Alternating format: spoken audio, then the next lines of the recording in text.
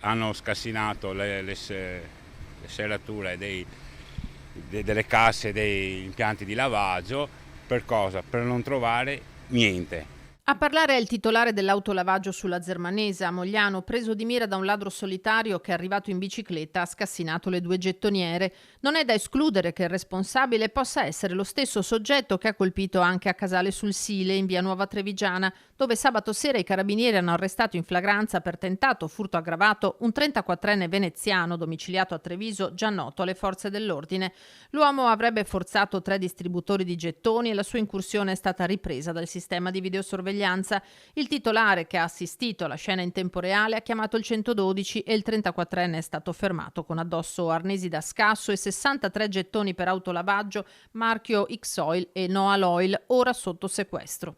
Vado dai carabinieri che hanno preso questa persona, se hanno qualche informazione in più e che coincide magari alla stessa che è venuta qua da me.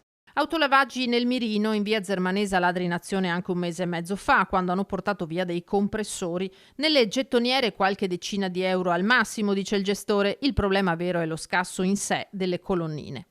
Sono i danni che mi hanno fatto e il malessere che mi hanno causato che alla fine non mi fa dormire la notte. Adesso ho provveduto a mettere delle serrature più resistenti nella speranza che desistano a tornare altre volte e farmi danni, perché sono più i danni che fanno che i soldi che possono esserci dentro.